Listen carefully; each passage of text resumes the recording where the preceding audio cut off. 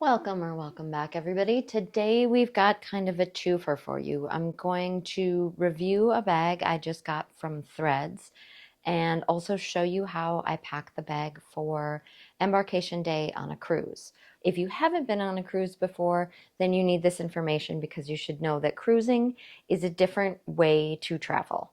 And so you need a couple of different things when you go on embarkation day. The embarkation day is the day you get on your cruise. And when you get to your cruise port, you're going to check your bags with the porters. Don't forget to tip them. And then you won't see your bags again probably till close to dinner time.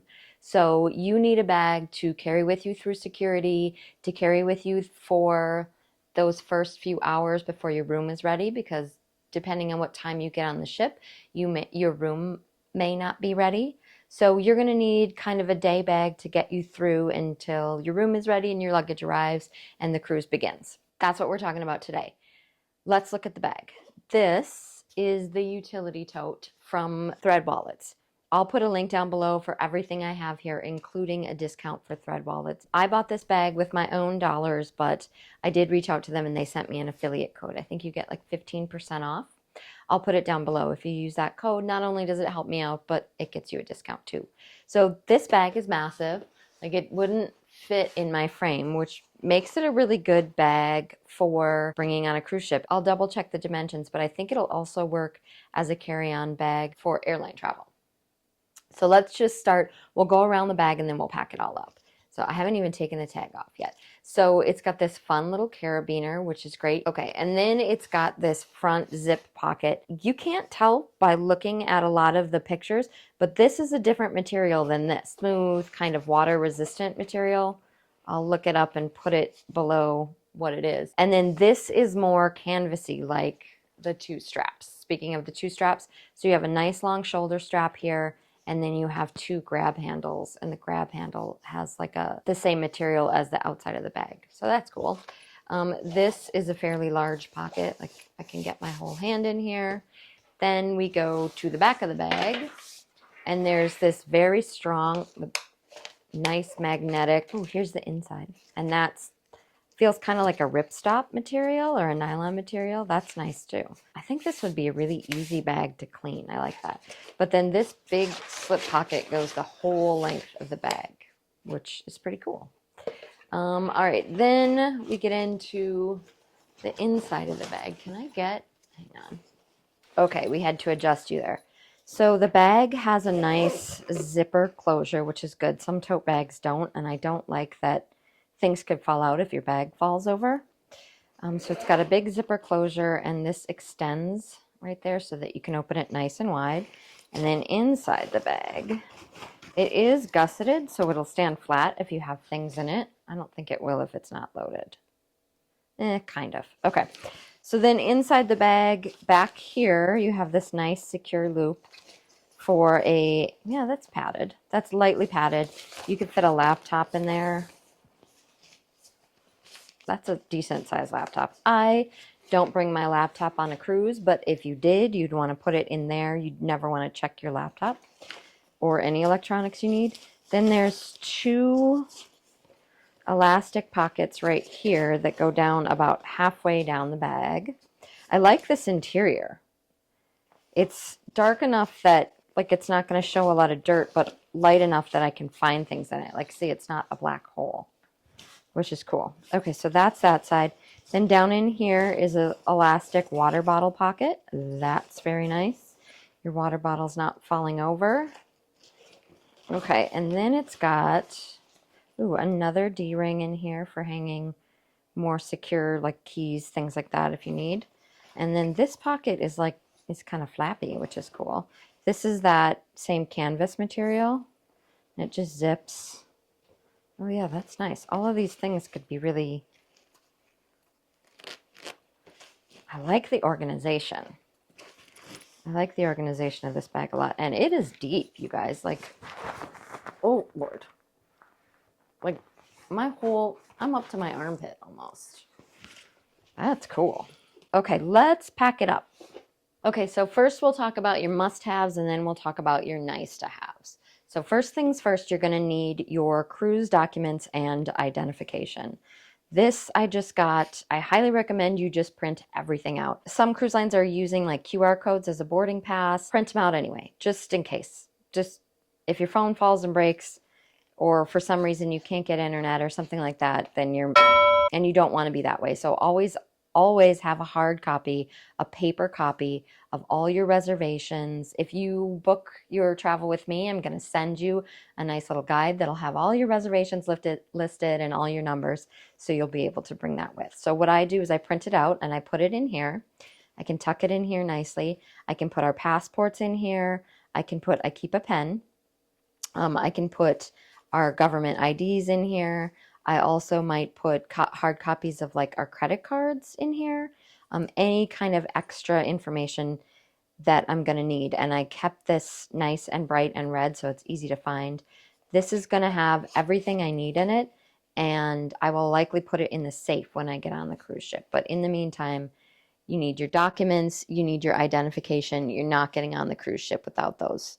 Okay, and your IDs. Right. Did I say IDs? I did. Okay. We're going to need, this is a nice little wallet I carry with me. I like this one. This one carries a whole bunch of cards.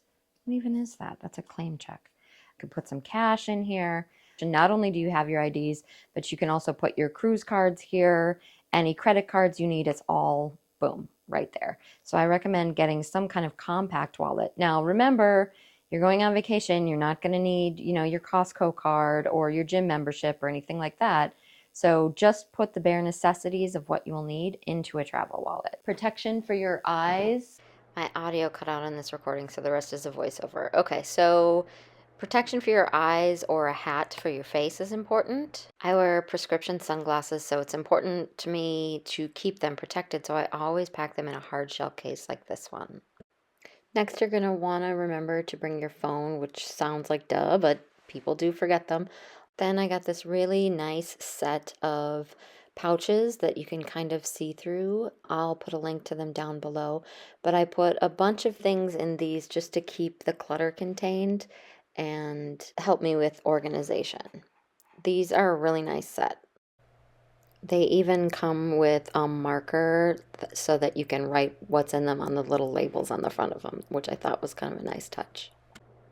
So in the first big pouch, I put a bunch of different things I'm going to need that are more like toiletries, I guess, and some, on-the-go meds, that type of thing. I would highly recommend, if you take any regular medications, any prescription meds, that you pack those with you. Anything for like 24 hours. You don't want to be without them. You don't want to pack those in your checked luggage. So I carry this. It's just you've seen this before. It's just my little travel pharmacy with some of our regular over-the-counter meds that we use. Next, I have these they're like wisps or whatever. They're toothbrushes with the toothpaste loaded in them already. Those are great for freshening up. That way you don't have to bring all your toiletries with you. Again, your luggage might not get there until dinner time, so you want to make sure you have a way to freshen up before dinner. Then I thought that this was sunscreen, but it's actually deodorant. So pack deodorant and sunscreen, just to make sure you don't burn and to freshen up. Then I've got a nail file and some chapstick, a hair tie, and some breath strips. It gets windy up on those decks, so if you have long hair, you're going to want to tie it back. I have a little bit of lotion. I love these little pouches because you can fill them up, and as you use everything, the pouch gets smaller. A little first aid kit. I got this from the Dollar Tree. It's just some basic Band-Aids and things like that, just in case. Tide to go pen because you're eating. Stains happen. I carry this all the time. Let's see. Oh, a nail clippers. That's nice to have. And then this stuff is an old Disney trick. This is the best anti-chafing solution that there is. It's not expensive. You can get it in any of the big box stores, and it feels really nice on your skin and prevents chafing pretty much anywhere.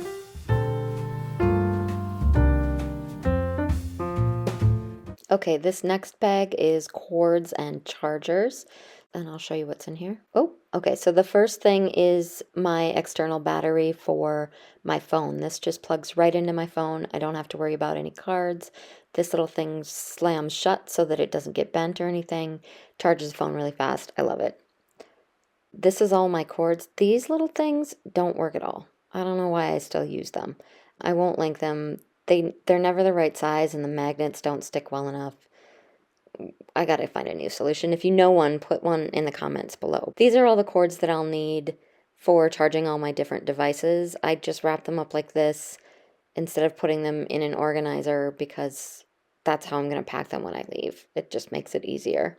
And that goes in there. Okay, and then this is the charger that it plugs into. As far as I know, this is cruise compliant still. They've changed their rules slightly. So because it's got USB and USB-C outs, it's good. It doesn't have a plug-in, so that's good, I guess, is the rule for cruise lines. I like this one because it's small, it's lightweight, it has enough outputs for me. Cruise lines are notorious for not having enough outlets, so I always bring some kind of way to charge as many things as possible in one outlet. I like this particular one because the prongs fold flat, so they're not poking through anything or they're not getting bent in transit. So that's my chargers and cords. If you're traveling with small children, I highly recommend you bring some kind of screen-free things to occupy their time, either while you're waiting to board or maybe while you're sitting down at the buffet, anywhere when you just have a minute and need to keep them occupied. This is an old Happy Meal toy. Hi, Forky. They don't have to be expensive toys or ones you bought specially. You can just kind of grab anything from around the house. It's good to have something you can just give to your kid and say, here you go. Then I have this fun little fidget toy. Here's another one. I like him because there's a bunch of different fidgets on there. It spins and crinkles and pops, whatever. And then these are really cool. These are like wiki sticks, I guess. They're these wax covered string, stiff string. Take them out and bend them around and make all kinds of shapes, and they're just a good way to stay occupied. I also will bring these to dinner with me because dinners tend to take a lot of time, and this is just a nice quiet activity they can do that's not on screens. I buy these in bulk.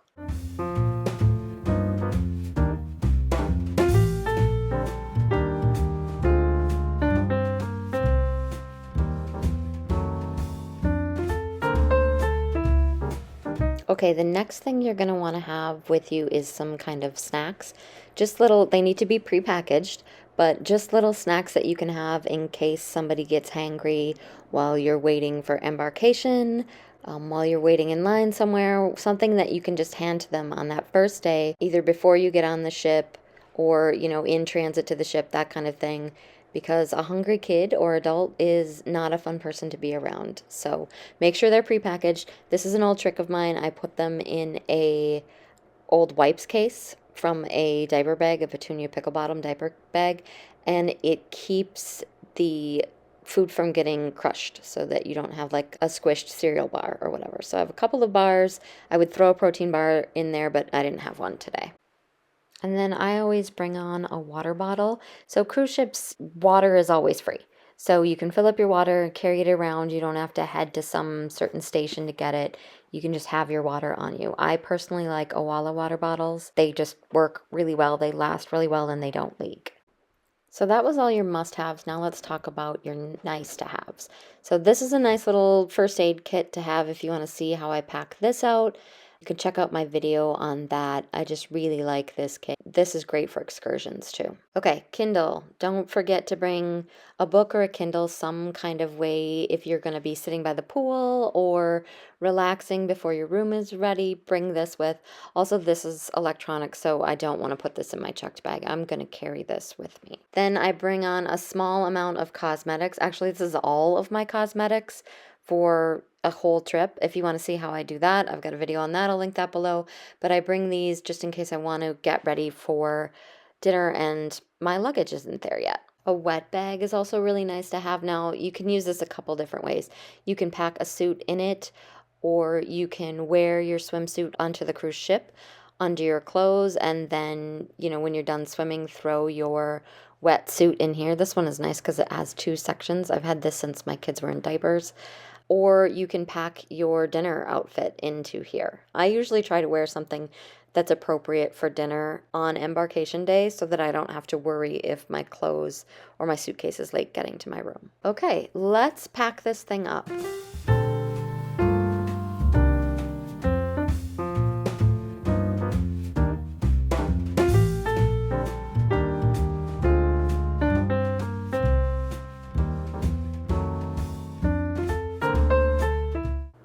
This is a cool feature for added security. I get these little carabiner things on Amazon, and you clip them onto a zipper and then some kind of anchor point. So this D-ring up here would work really well for that. I'll just clip it onto the D-ring and then clip it onto the zipper, and then I can wear this with the pocket facing out, and I know that it's going to slow down a pickpocket. It may not stop them, but it's certainly going to slow them down and be a bit of a visual deterrent, and then I can feel a little safer with important things in this front pocket. Okay, that's it. I hope you travel well. I hope you travel safely, and thanks for watching. Bye. Oh, don't forget to like and subscribe. It really helps out our channel.